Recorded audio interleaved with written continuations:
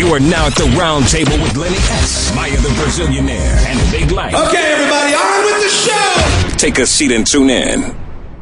Hey, this is your lady Kiki. I'm here with Maya Ma. That's what I call her. And Big Light and Lenny S. on Rockmetv.com. And expand the screen so you can see it clearly, okay?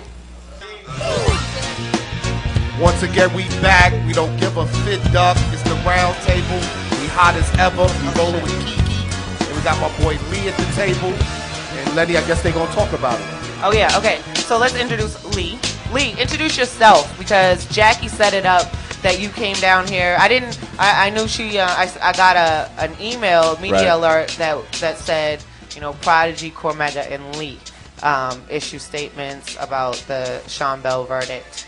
Yeah, the connection is basically through Foresight Media. Jackie is publicist for Prodigy, myself and Cormega. I'm an artist. Anyone interested in finding out about me they can do so on my site. What's your MySpace? My website is actually whoislee.com. Okay, whoislee.com. That's a good question. There you go. Okay. They can find out everything they want to about me, but right now, you know, I think one of the things here is just kind of speak on an issue I think that's very important, you know, in our community. So you feel you want to talk about the Sean Bell situation? Yeah, you know, it's actually not just, in my opinion, Sean Bell. It can be anything from the William Lozana. It can be anything to, I mean, Jenna, the situation there. It's just across the board. They all together in the same context. You know, it's real in that way. That one of the things that struck me, and just, I guess I don't want to ramble on too much because, you know, it's a round table. Yeah, go ahead. But with that being said, one of the things that strikes me the most within the hip-hop community and our community itself amongst minorities is I think it's real that these things happen, but what's most pressing to me is that we can't let these situations be the catalyst for these discussions,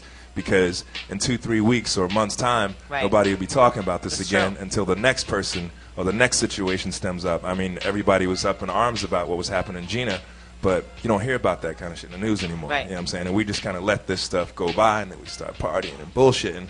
But it's happening. You know, and these are our lives, and these are our children's, and these are our dreams. They're just constantly being suppressed and oppressed, and I think we have to keep that in our minds in everything that we do, you know, throughout the businesses and the communities and the way that we politics amongst ourselves.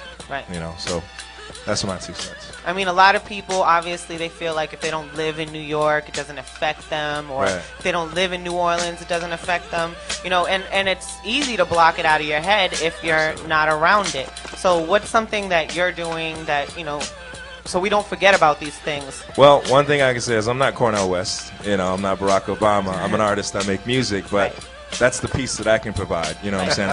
I remember, or not remember, I was just listening to Kiki speak a moment ago about the opportunity to some of the things that she does with the, you know, the individuals that she comes in contact with, the younger sisters that she deals with.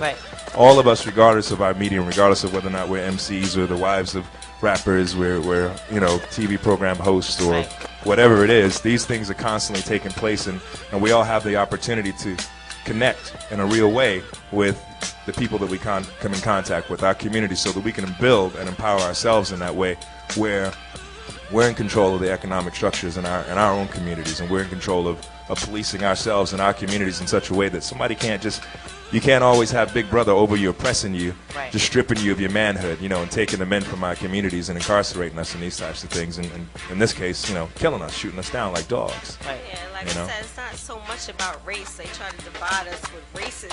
It's really about humanity and all the people that's under the government, but we really in control. We the one who put people into positions of being president. So people just need to wake up and realize it ain't about because Obama's black, we need to vote for him, because minority is really majority, but it's really about what he's talking about and what he's trying to help us.